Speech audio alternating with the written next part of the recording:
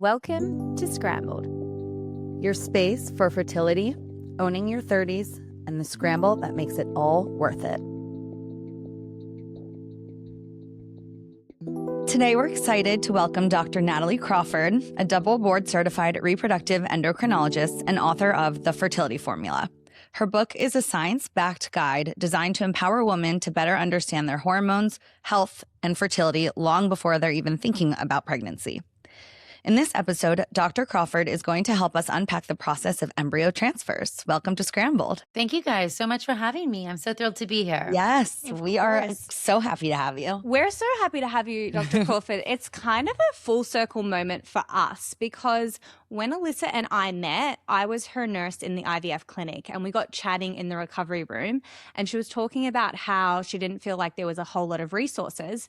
And I recommended her a podcast, which was the Huberman Lab, featuring you. Oh, look at that. Yeah. So now to have you on as a guest is a full circle moment because you're essentially like the start of our whole friendship. Yeah. Okay, I just love you guys so much. We're going to be connected forever now. Right. And I was like, oh my gosh, thank you so much. Because I was so young at the time and I hadn't really heard about anything. And it was you.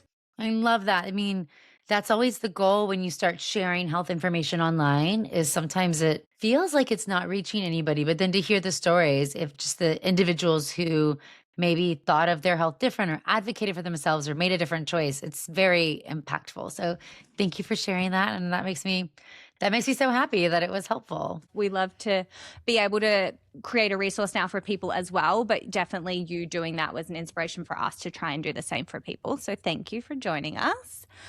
We would love today to talk about embryo transfer process because so far in our episodes, we've kind of gone into a lot of the other part of IVF and egg freezing processes, and we haven't quite got to the embryo transfer part of the process. And I think that's where a lot of people have a lot of questions, to be honest. Yeah.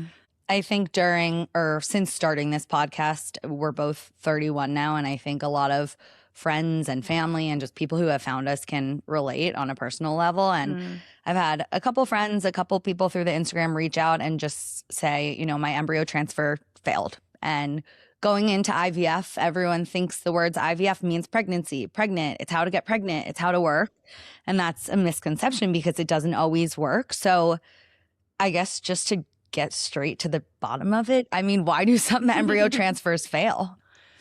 I mean, I think if that's the magic question that we had a perfect answer to, we all would have a very, very different experience. I think to give color, most of your listeners probably know this, right? But to your point and to expand upon the fact that IVF is in vitro fertilization, we really view these 2 points as separate for the vast majority of cycles now, meaning you're typically going 1 month, getting all the eggs available in that month to grow, taking them out of your body and making embryos.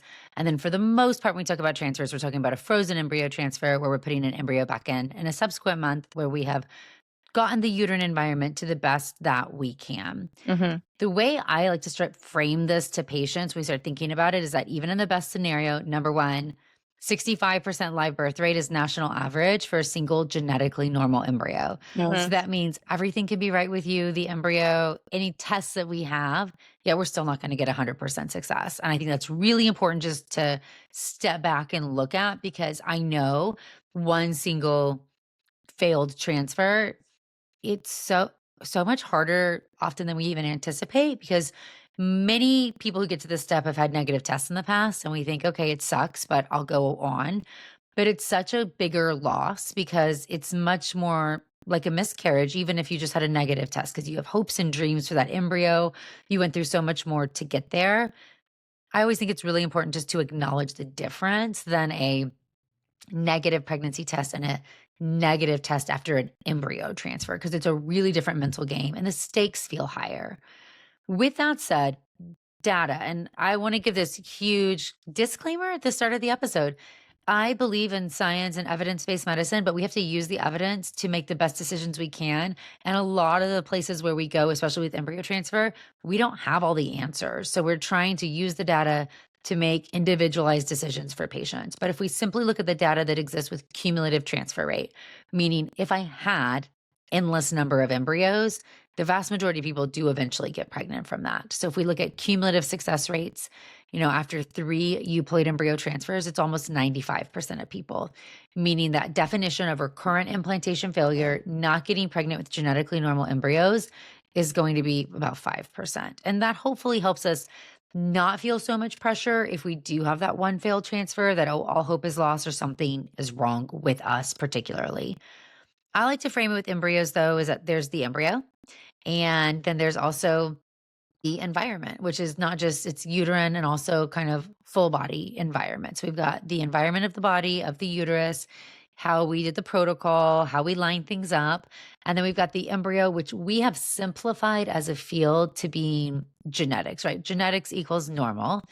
And I always like to step back and say embryo quality is a combination of genetic normalcy. Yes, it's important.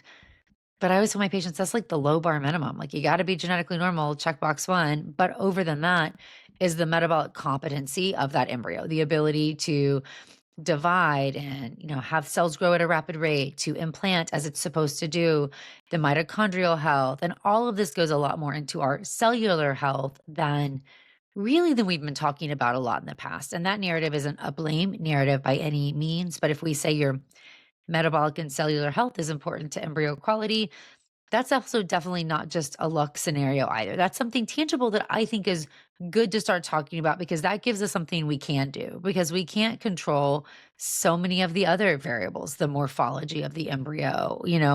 We can't exactly control always the protocol we do. Sometimes we can advocate and ask questions, and we'll go over that. But a lot of times as a patient, you're left at what your clinic will and won't do, or what your doctor thinks is best. So trying to walk the road of when do I advocate for more, what testing is needed and what is not, what can I do outside of the clinic, what can I do in the clinic, all of those are really important variables that we have to talk about all of them. And I think that the misconception I think comes from people go, well, I've created this embryo, we've potentially done genetic tests on it, it's a euploid embryo, why would it not transfer? And I think that is a part of the blame game people put on themselves, because they do lose a fair bit of control through the IVF process. So they suddenly start to say, did I do something wrong? Did I not follow my protocol properly? So what can we learn from a failed transfer? Do we then change things if we look at doing another transfer? Like, how do you approach that as a doctor?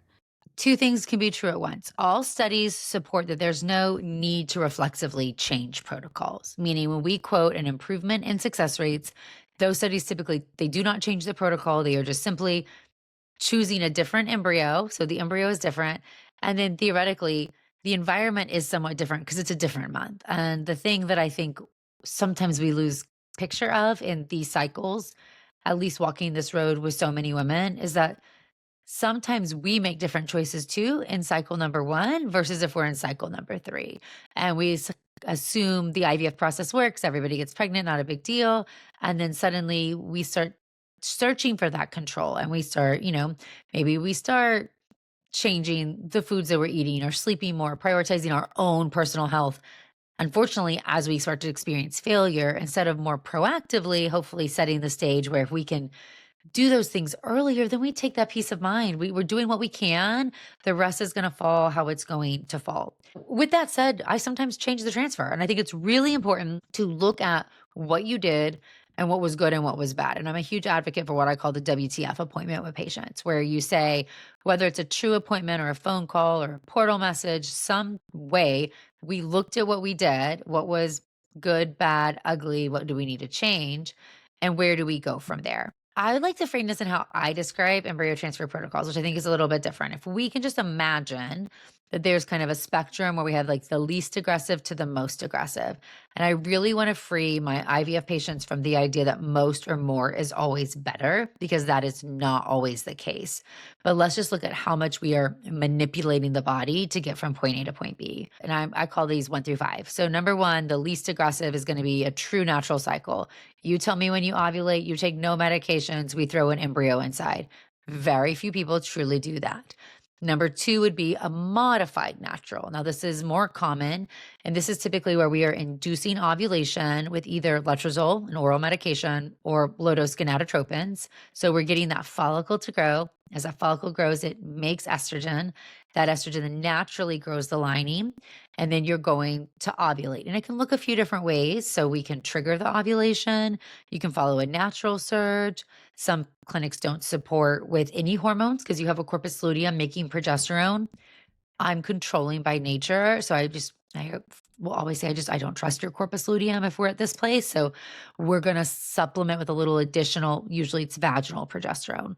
So it's much like nature, but we're just amplifying each little circumstance. Middle of the road is going to be your classic controlled or medicated cycle where you take estrogen, pills, patches, vaginally, orally, some way, and you're growing a lining from estradiol. You're then checking to make sure you like how it looks. And then you're using progesterone to start that implantation window. And that's going to be that progesterone and oil. So that's your middle of the road, kind of average number 3. And I would say that's where the vast majority of patients who pop into clinics fall. Number 4 is going to be one kick up. And this is where you do that same thing, but with Lupron on board. And Lupron, as we know, can prevent you from ovulating because of how it works with the brain, but it also can improve some of the inflammatory markers from endometriosis or adenomyosis. So this is where you're using it just a little before and during the cycle. We'll say it's like a month of Lupron, so it's not really extending time. And then option 5 is your true suppression, whether that's 2 months of Lupron or 3, Lupron and letrozole or Lissa, where we're really coming in it typically for known endometriosis or adenomyosis or that like recurrent implantation failure scenario. So we step back and we say, okay, I've got these 5 different things essentially that I can do. And there's different reasons why we might start at one or the other. And there's a balance with you never want your doctor doing a protocol that they don't feel comfortable with. At the end of the day, your doctor, your clinic has to feel good because you want them making the most knowledgeable decisions within the protocol possible. So if you hear something in this episode and you're convinced that XYZ protocol option 5 is the one for you and your clinic doesn't do that one, the option is not to bully your doctor into doing it. It would be go get another opinion and see what other people say.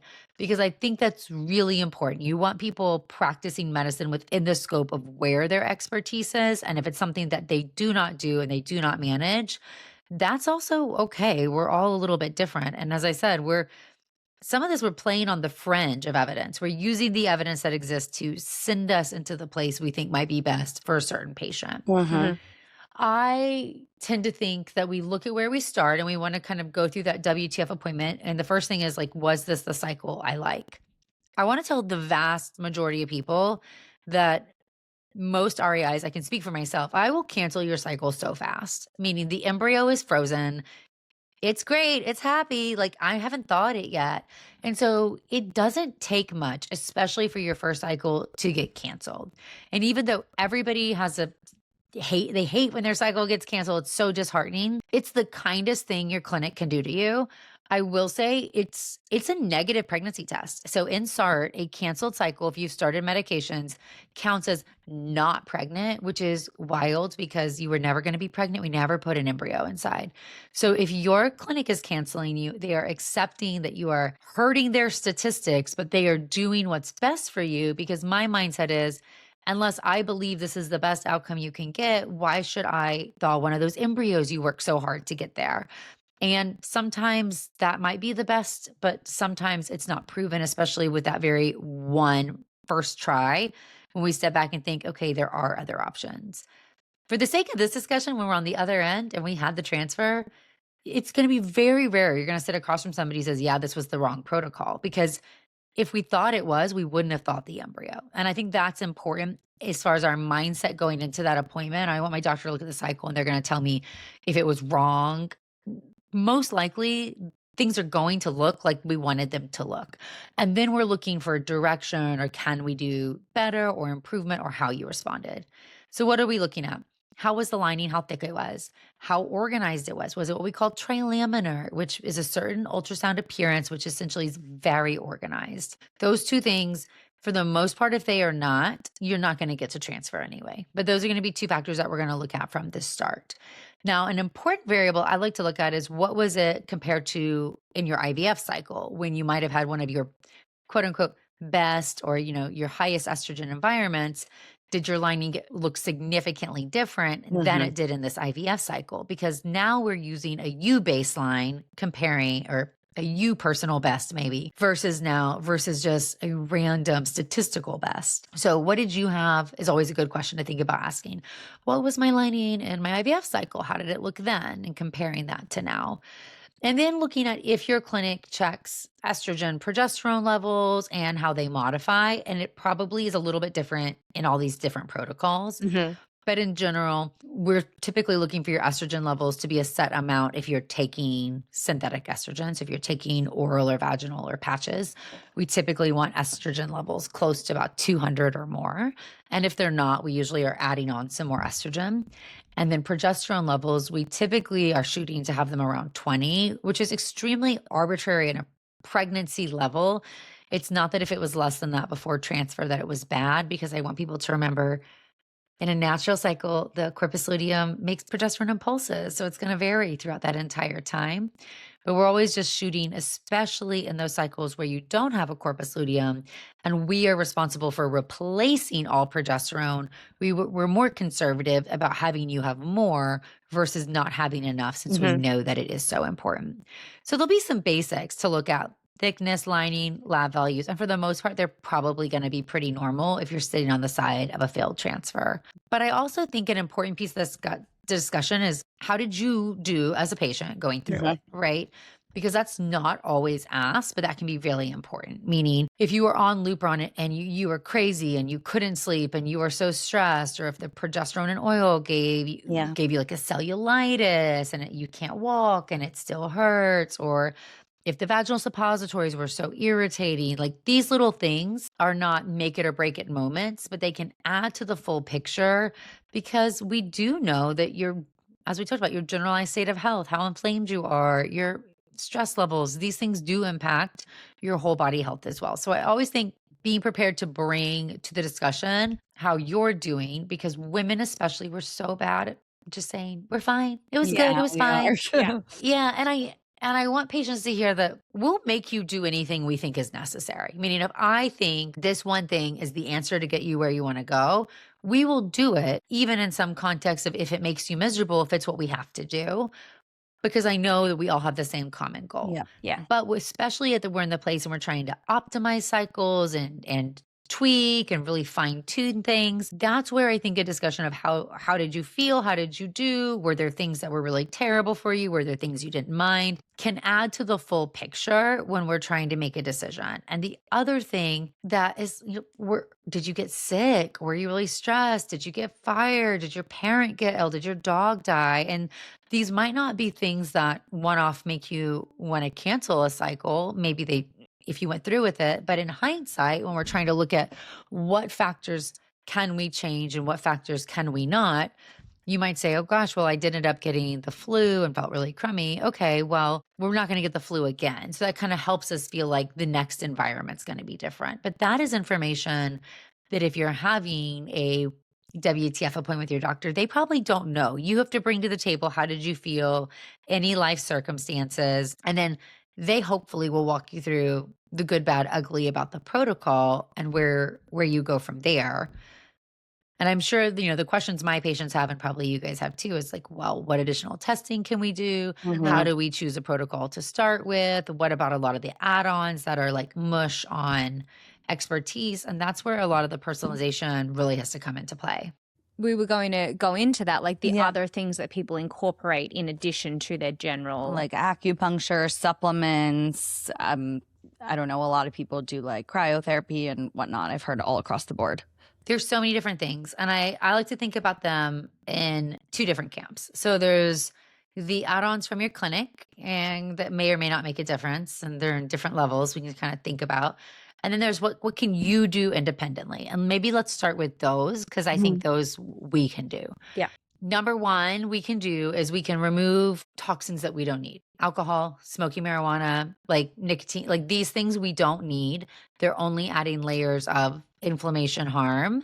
and no benefit, right? So when we start to look at things when the data says maybe benefit, maybe harm, we kind of wiggle the room on letting you choose. This is the category if there's no benefit, only harm. So really being at the place to say, let's cut out those, we'll call them like behavior toxins. And this goes for your partner as well. And I know even though they're not going through the transfer, you're around it. We really want to, hopefully we cut them out before IVF. But if we haven't, let's make sure we're doing that at this time. Number two, thinking about, this is so woo-woo, and I'm a little woo-woo on this, but if we start to think about the fact like we want your body to carry a baby, and we want your body has to convince your brain that it's in a good place to do so. And that comes from a lot of little signals throughout the day, that you're getting enough sleep, right? That your body has time to heal from all the inflammation it's exposed to, that your body has time to move, that you are not just too stressed, that your insulin resistance is not too high. And so these come from many different decisions that are treating our body one way or another. And I like to think about it as really looking at how do we decrease inflammation and improve insulin resistance so that we are at the best place so our body can do what it wants to do. Because the kicker is all these tiny little variables, they do add up. And it's not that one thing caused your transfer to fail. It's not that one thing's going to cause it to succeed. And if it is, more often than not, it's embryonic factors, not these environmental or protocol ones. But the embryo at this point is the embryo, and we can't change that. And this is what we can control more. So I think that's how I like to frame it. So for my patients, I like to say sleep is when your body heals. Most women need at least 7.5 hours of sleep, at least in the luteal phase.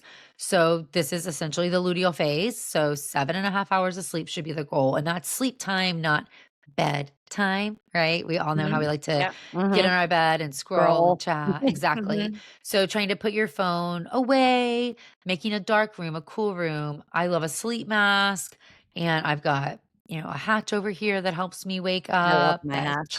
I do too. I love Charge it. my phone over there. And so really trying to cultivate the right sleep environment. And if you have a partner and you share a bedroom with that person, you got to be on the same schedule. This is another one of those team sport moments, because I have so many patients who say, I get in bed and we're all good. And then he prances in 3 hours later, and that's disruptive to sleep. Yeah. Right. Yeah. So really setting a good sleep. If we think about this is when my body heals from inflammation, this is how I can start the day with the lowest inflammatory burden. This is when my body naturally is combating a lot of that insulin resistance, which can be really detrimental. That's important. Key number one, most people are not doing. And it's just a weird world we live in. We're not getting enough sleep. It's like a badge of honor. People say, like, I only need 5 hours of sleep, but you're functioning, but your body needs more. So that's something you can do. So that feels like in our power. I like it. Number one, sleep more. Number 2 and 3 to me are movement and stress. And stress always gets a really bad reputation when it comes to this world, because I think a lot of fertility doctors dismiss it and they say things like, don't stress about being stressed. And they're concerned about it feeling like a blame game, because this is inherently stressful. Yeah. Going through infertility, the stress of it is like having a chronic disease or a cancer diagnosis. It makes you question your sense of self. It's terrible. So instead of just saying cut out things that cause you stress, which of course, if there are things you can cut out that are not essential, do, we really want to think about how do we mitigate stress in a more positive way. And this is going to be twofold for me. So one is going to say, well, let's carve out 20 minutes a day at a minimum where you're going to have that cortisol level drop and you kind of feel that release. And we can all get there differently, and it could be different every day. Maybe it's going for a walk. Maybe it's meditation. Maybe it's mindfulness. Maybe it's calling a friend. Maybe it's a bath. I mean, we can have different things and all search for that. I would say none of it is with your phone. Your phone should probably not be involved in this. And you're really trying to disconnect from the world. I think nature can be really advantageous, or, having it on your schedule, if it's like an appointment, can be helpful, because then you go. So changing the mindset to say the world is stressful. This is stressful. Going through an embryo transfer is stressful. So what am I going to do to make sure I'm in a place where that doesn't add to the burden?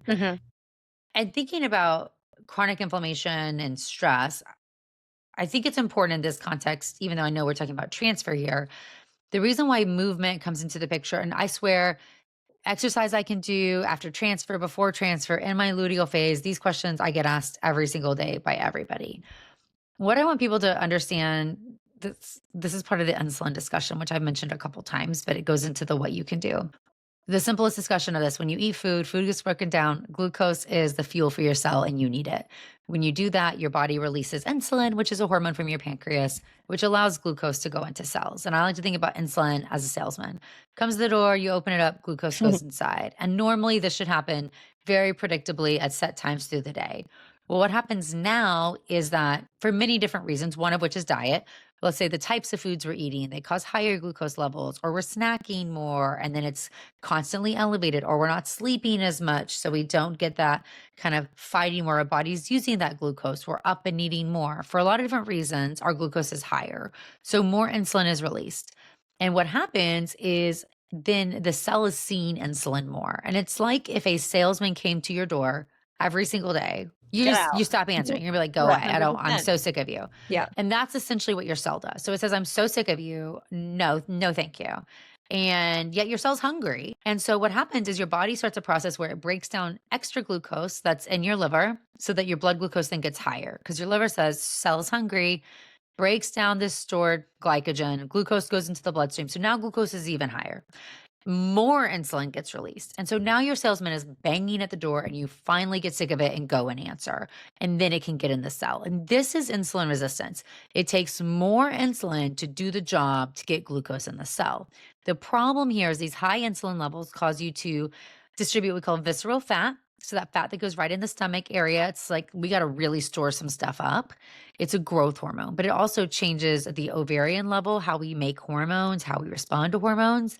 And it's a stress signal to the brain as well. So in addition, this is a highly inflammatory circumstance. And we already said inflammation is toxic.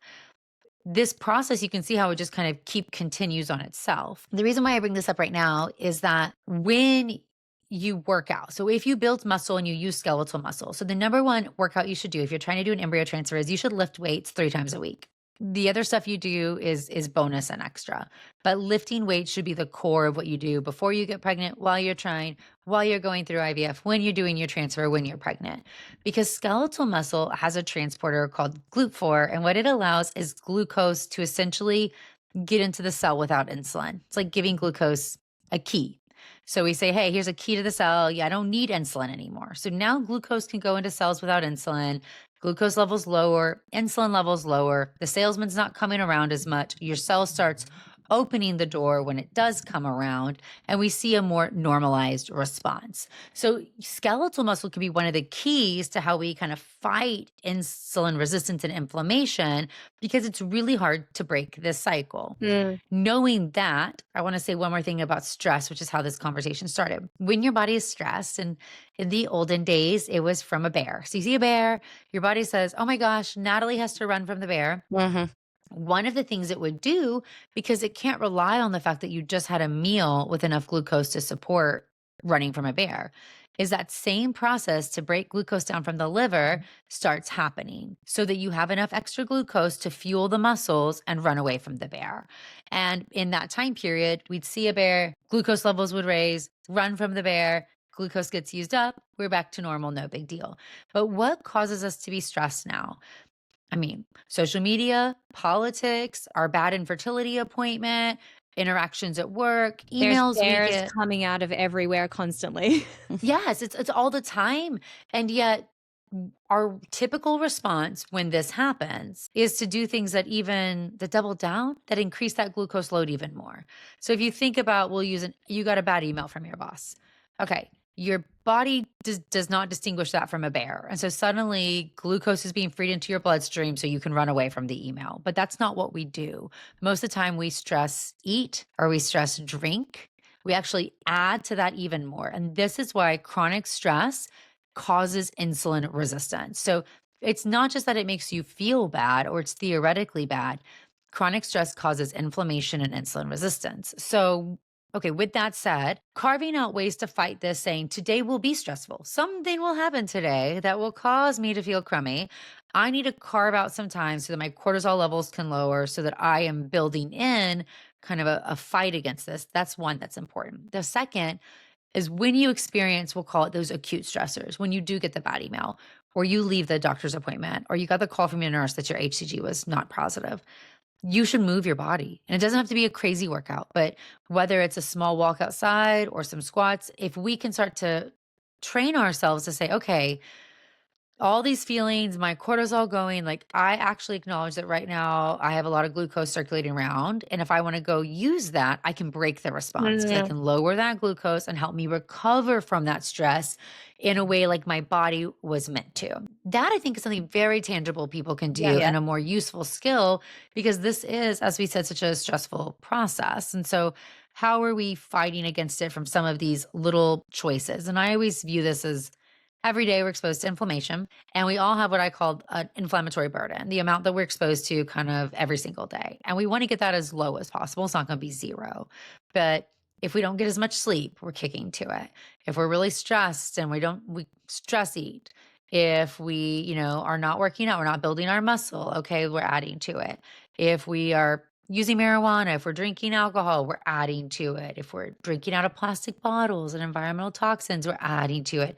If we're eating a lot of ultra processed foods, we're adding. So suddenly we see it's not one of these things, but they all kind of set the stage where your body doesn't feel its best. And metabolically, it's not its healthiest. So from those markers, the only one we didn't hit on much is diet. Lots of whole foods, fruits and vegetables. Fiber is really countering insulin resistance and inflammation to the best. 2 servings of fruits and vegetables at every meal should be like the baseline. We should really limit ultra processed foods, and added sugars and sweets should by no means be the norm. You should never reach for them in your house when you have access to other foods. It's different if you're traveling, you're in other places. That's where we might reach for something like that. But in your house, we should reach for whole foods. And it doesn't have to be fancy, it can be simple. But that's a good place to start, by saying a lot of healthy fruits, vegetables, less processed foods, less added sugars from a dietary standpoint to lower that inflammatory burden. And these are just decisional things, right? These aren't any of the add-ons that we really asked about per se, but these are decisional things that can kind of set us up. I have a question on that. Yeah. Is that why people are saying Ozempic or GLP-1s are like the miracle baby drug, because they're lowering glucose levels? And people say they're getting pregnant and it's helping their endometriosis and their PCOS. You're right. So GLP-1s certainly have a clear mechanism why in PCOS, for example, this pathway is all exemplified, right? Insulin resistance is a huge problem in the PCOS pathway. We'll just say the ovary is more programmed to do this. So it takes less of a kind of flipping the switch to make all this whole process started. So GLP-1s that are fighting insulin resistance and lowering inflammation, suddenly we're seeing women with PCOS start ovulating, getting pregnant. If you're overweight, that can be a barrier, so losing weight. But what I think the question you're asking and my answer would be, I have some patients with insulin resistance, unexplained infertility. We feel like they have chronic inflammation. And when you're on a GLP-1, they start to see a change in these metabolic parameters. And if we do a cycle before and after, we are getting different results. Now, it's also not often just one thing we do, because typically if we're at this point, we're doing a lot of things. We're getting the sleep, we're doing the GLP-1, we're eating the right food. So very often it's hard to say it's just this one medication. But I think the potential, we're just starting to understand what it is. And to me, the benefit we're seeing in studies, but also just clinically in patients who are on GLP-1s, just supports the fact that chronic inflammation and insulin resistance are something that we've ignored for too long in this field for the vast majority of people, because those are things that we control, and sometimes there's levels where, this is where inositol can be a really helpful supplement that we can add on. Sometimes we add metformin in, and that might depend on your level of insulin resistance, meaning how high a fasting insulin is, or is there a hemoglobin A1C? But those are tests we can ask for. Can we check if, what my hemoglobin A1C is, or a fasting insulin, and see where it is? And I target those sometimes with supplements in addition to lifestyle change, because especially when it comes to this place, we don't want to wait 6 months and then see if we had a change. We're really trying to do many different things at one time. Yeah. I also think it's important to say these are all things that for the most patients, your doctor is going to say it's not going to hurt, may or may not help, and give a really neutral answer to. I would argue, and definitely talk in the book, that the evidence actually supports that they will help. It's been a hard narrative for a lot of people, I think, because sometimes there's a lot of explaining that goes into to understand why those things are important. Of course, fertility is rooted in a very paternalistic field. I also think sometimes people are worried about feeling like they're blaming somebody, like, oh, I ate the wrong food, so that's why it didn't work.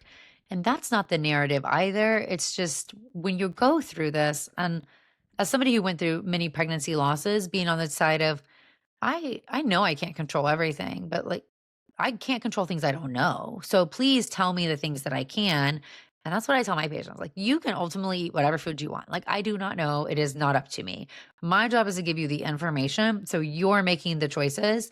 And at least we're not sitting here saying, oh, I wish I'd known, or should I done something different? To me, that's the worst place to be, is the should I have done something different, and the spiraling that can come there. So we want to just say, foundation of our day, we understand how these things can contribute to our metabolic health. We are making the best decisions we can on the majority of days. Most of the time, life will happen and we will be stressed, or we won't sleep, or we will travel for work. But if we kind of practice that, lowering that inflammatory burden, we'll be set up at a better place for success. I think on the other hand of that question, which is from a protocol standpoint, my preference, and I am not everybody's fertility doctor, but I think Lupron has a lot of benefits when it comes to inflammation. So to me, if you have unexplained infertility, if we feel like you have chronic inflammation based on symptoms, if you've known endometriosis, adenomyosis, autoimmune disease, I tend to, for the most people, like to start in that protocol for adding Lupron on board, more of an inflammatory protocol. It's not the right protocol for everybody. We know there's some benefits to, certainly on a modified natural, that protocol too. We are seeing lower rates of preeclampsia. It's a more natural hormone environment. So we might have some improved pregnancy outcomes, even if live birth rates are the same. Sometimes it's a needed protocol. If we have history of a thin lining, trouble growing a lining, prior uterine surgery, then we might need to go to that one. So there's not a one size kind of fits all for where we start, but I will say we practice in my practice more conservatively, where if we don't know why you're in this circumstance, I'm assuming there's something inflammatory unless I know otherwise. So sometimes the protocol you start with may depend on what got you into the circumstance. If you've had prior children, and let's say you're like a patient I saw today who is doing this for genetic reasons because she's older, but she's had prior children. Well, then maybe number 2, that modified natural works, especially if you've gotten pregnant in that environment in the past. So I think understanding why the first protocol is being chosen for you, not saying there's a right or wrong, but what's the reason going into it? And then there's some like add-ons that everybody's a little bit different, whether that's antibiotics, steroids, baby aspirin. Those 3 have very low risk of any harm, probably minimal benefit in the majority of people, but they're easy enough to add on because they're not doing anything damaging. There starts to be a bigger discussion of, do you do like longer steroids? Do you do Lovenox or injectable blood thinners? And these are places where when you have recurrent implantation failure, we start to consider, when does it make sense? And it's really individualized. And those are not as low risk treatments because there can be more side effects from them or more of an expense.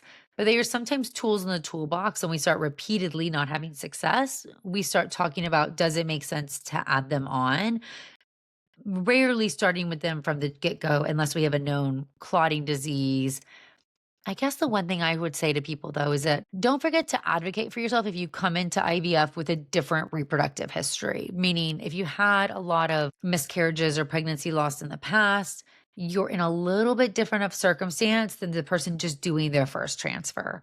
Like I said, every doctor is different, every practice is different, but I think it's so easy for you to just ask the question, like, you wouldn't change anything because I had those 4 pregnancy losses in the past. Does that make you want to consider adding baby aspirin on, or changing or adding steroids, or doing anything different, to just see what they're saying? That nice reminder of, this isn't just like my first try. I come into this from a different scenario. And I think too, on that, it's another reason why you shouldn't hear someone else's protocol and think that yours is wrong, because I commonly get the question like, my girlfriend did this and she was on baby aspirin, why am I not? And I always explain, her health history leading her to this point is not going to be the same as yours. Like, there are different reasons, and I think people get caught up on that. Well, because we don't understand this very well, because nobody teaches you, it is really normal to then say, I need information. Where can I get it? A lot of this is from other peers, which is wonderful. I started my social media account 10 years ago, and nobody was talking about this then. Yeah. Nobody was sharing their own story. If they were, it was a faceless, nameless account. So the idea that we see so many women sharing their stories, so many people that you can also learn from. I always say the internet's a great place. It can be a terrible place, but at the end, getting more information is always right. You should always have a doctor who advocates for you getting information, but use it to pose your questions, not to demand a certain plan, right? Because you hit the nail on the head. You may not, as an individual patient, understand why your best friend had that decision. You know, maybe there's something in her history that's different than yours or in her blood work, and we don't ever have the full picture. But those are great jumping points for questions like, am I a good candidate for baby aspirin? I had a friend who used this and had success. Or when would we add that if not now? Or are there harms if we want to do it? And so posing things as a question, we should all be curious and want to understand. But yeah, I would say this, if there was one magic thing, we would all do it. We are on the same team, right? We want success. You want success. If there was one magic medication or supplement or thing to do that gave us success, I promise we would all do it. Yeah, I think that's the thing. I think people just think, well, am I missing something that someone else? And I'm often saying the end goal for all of us, your doctor, your nurses, your care team, yourself, is the same thing. We want you to have a pregnancy. And how we get there is how we get there, and it's individualized for every single person. Yeah, I think that's so important because we want to feel comfortable that our path can look unique. I think that becomes triggering for people because I similarly see patients for second opinions who've had somebody who's not advocating for them. So where's the balance? Yeah. And I think hopefully like setting ourselves up at a place to ask the right questions and gather the data, you'll find really quickly if you have a nurse, if you have a care team, a doctor who's willing to explain the nuance, that's what you want. It's all nuanced. What I always say is the red flag for me is when somebody's like, this is the one we do, this is how we always do, this is that. It's totally fine to say, this is the protocol I usually do in a patient like this, or I start here, if this is our leading place, like that. You heard me say that already. But when one place only does one thing, never has room for personalization, doesn't want to answer your questions, to me, I don't think that's a great place for, shared decision making, which at the end of the day, it's not my journey, it's my patient's. Yeah. I have been the patient. I know what that feels like. I want people to feel comfortable advocating for themselves because however this ends, which again, for most people, it doesn't in a baby, right? Like even though it may not in a one single one, for most people, if we have the resources to continue, it does work, but not for everybody. Yeah. And we don't really know right now where you'll fall into that camp. And where we want to be is to say, I can't control the outcome in every patient, but I can control that. You knew why we made the decisions we made. You knew what we were doing, why we were doing it. You had your questions answered and you felt comfortable with that so that you never in a position to say, I wish I had done something different. That's the place that will give you peace no matter how it works out. And that's truly what we're striving for, that we had the knowledge we needed to advocate for ourselves and that we made the right decisions and we knew what we were doing. We felt good with that plan. And that's how we hopefully get to the goal in the best way possible. We've sort of spoken about transfers, and I think we're commonly referring to using a frozen embryo for transfer. Can I ask you when you might opt to do a fresh transfer cycle? It's exceedingly rare in today's world for a couple different reasons. One is because if we're doing genetic testing of the embryos, that tends to take time. So you have to freeze the embryo, send the sample off, and get the results. So number one, you need time.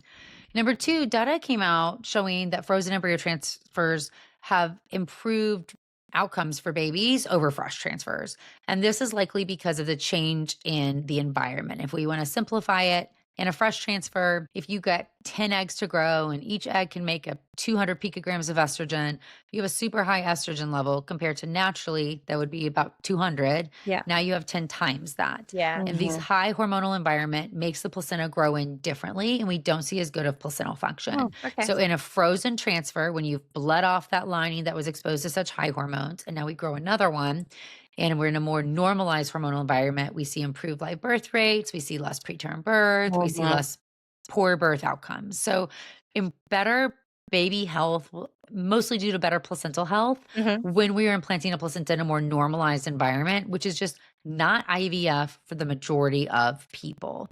I'll also add a couple things to that is that sometimes we start making progesterone a little bit early. So there's some nuance in fresh cycles where it's, do the eggs need another day to get mature? But if they're already making progesterone, is that going to change that implantation window? And which one are we going to sacrifice? And a lot of times people sacrifice the number of mature eggs you'll get because they want to be able to do that transfer, which ultimately might mean you have to go through more cycles and be frustrating. But also a fresh transfer puts you at risk for ovarian hyperstimulation syndrome. So when you get pregnant, the long story short is that HCG from the pregnancy stimulates our body to keep making estrogen and progesterone. And when you have so many follicles, these high estrogen levels destabilize the blood vessels and they make the water component of blood go into our body, and then our blood gets really thick. And that actually means we can get fluid on our lungs and in our abdomen. That can get infected and be a whole problem. But also that thick blood can lead to blood clots. It can lead to pulmonary embolism, DVTs, and also kidney damage because it's trying to filter through that really thick blood. OHSS used to be extremely bad. We would see patients hospitalized for weeks to months, very terrible.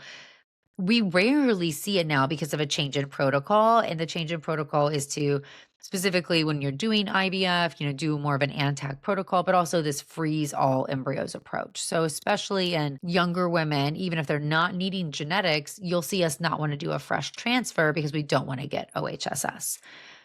I will say there's the caveat and the exception. There's always exceptions, right? So if you are especially a younger patient where most of your embryos would be genetically normal, you have very low ovarian reserve. You're not going to get 10 eggs. You're only going to get a couple eggs. Sometimes that's a case where doing a fresh transfer can make sense because we don't need the genetics. You may not have that altered of a uterine environment. It might make sense. Probably the place I do it the most is in that patient who is doing multiple cycles, and maybe we've done a couple cycles and we have some genetically normal embryos. We are wanting to do that modified natural cycle approach for our transfer. But at that point, it's like, well, if I only grow 3 eggs, maybe we should take them out and see if I can get any more embryos, but then put one of my other embryos in. And that's interesting because we're kind of doing a fresh transfer of a previously frozen embryo. So again, adding the complexity to the discussion here. I don't love fresh transfers for all the reasons spoken. Frozen tend to get better outcomes, and that's why they're standard of care. I will add here that some clinics will target older women who have low ovarian reserve with this idea that a minimal stimulation approach with a fresh transfer is a more cost-effective way to get to the outcome they want. And what I want to say is that if most of your embryos are going to be genetically abnormal, I'm not sure that that is the case. Making you go through more negative pregnancy tests after embryos. We talked at the beginning how that is a loss, or putting you into transfer cycles that have a higher odds of having a pregnancy loss, and simply taking that time. I don't know that it's in anybody's best interest because it's not just black or white, yes or no. What if you get a pregnancy test and it lingers on and then you end up miscarrying at 10 weeks? Those are months you sat out of the game from an ovarian standpoint with, a pregnancy that ultimately may be never was going to work. And if you had genetically tested it, you would have known that. To us, doing those fresh embryo transfers of patients who are of an older age, I don't believe that's in our best interest, and I know there's some clinics who are really pushing that from a financial or a cost standpoint, but there's a lot more that's involved in it at that place as well. So we're saying. So you just wrote a book, The Fertility Formula, and we would love to hear about that a little more and where to find it. Yes. Thank you guys so much. I was like, I have a copy of it. I should pull it out. Yeah, show us. Ta-da! The Fertility Formula. Beautiful. Thank you. This book I've been trying to write for about 10 years, and I'm so excited it's finally coming into the world. All the things we've talked about today, which is the knowledge we wish we'd had earlier and how we advocate for ourselves in clinics, how we know what's right, what's wrong, how to seek help, what questions to ask, but also a lot of this discussion about how inflammation's impacting our bodies and our infertility and what we tangibly can do about it. Because I sat across from my own doctors when I had pregnancy loss and I was told I just had bad luck, and asked a billion questions about, well, what should I eat? Or can I work out? Or what about this or that? And was just told I should do IVF, and none of the other stuff mattered. And I really couldn't believe that none of it mattered. Maybe it's not, as we said, the one make it or break it, but I really had a hard time hearing that. That was so disempowering as a patient to feel like there's zero things I can do. And when I started researching it as a fellow, that's not what literature supports either. It shows that inflammation really is impacting our fertility when it comes to our egg quality, our sperm quality, how our bodies respond and react to hormones and to stimuli. And to me, this is basic information about our bodies that we should know no matter where we are on this. So it goes into all the things I wish you know about your body, ovarian reserve, your cycles, all the red flag warning signs, trying to get pregnant, having infertility, IVF and embryo transfers. But then about half the book is going into inflammation and all the different lifestyle factors we talked about, how you can start incorporating this into the world, and really the science behind it. Because my big belief is that people are smart enough to make change of their body if you give them the knowledge to understand what's really happening. So that's what this book is all about. And it is available on April 14th. And I'm so excited that people will finally be able to get it in their hands. That's amazing. We often talk about people's toolboxes to look after their hormone health, to get pregnant. And this, I feel like, would be an amazing resource for people to put in their toolboxes. It's so pretty. I love the colors. Thank you so much. I love it too. It's been really fun for book events, trying to be like, look, I just want something that is one of my book colors so I can look pretty with it. But, I wanted it to be a bold, empowering book that kind of stood out on the shelves too, because I feel like this is something I want the attention to fertility. I first had a literary agent in 2018, and we tried to sell this book in 2019. And I was told there's no market for fertility, that nobody wants to talk about it, that women don't want to understand it, it's too scary, all the negative connotations. So my goal with the book obviously is the counter of that, but also with the cover is draw attention to it. It's not too scary. It is a part of our health, and we want to be talking about it now and at a much earlier stage of our life. Well, thank you for doing that. Thank you for writing a book. Thank you for posting on socials, having a podcast, having a YouTube page. You are such a resource. We're going to put all of that stuff in our show notes so people know where to find you. If they want a consultation with you, what's the best way to go about that? Yeah, so the clinic is Fora Fertility, Fora, and you can look it up on Instagram or online. And there's a scheduling request form on the website. You can just put your information in, and then we'll reach out to you. Oh, thanks, Dr. Crawford. We appreciate you. Hey. See you. Thank you. Thank you so much.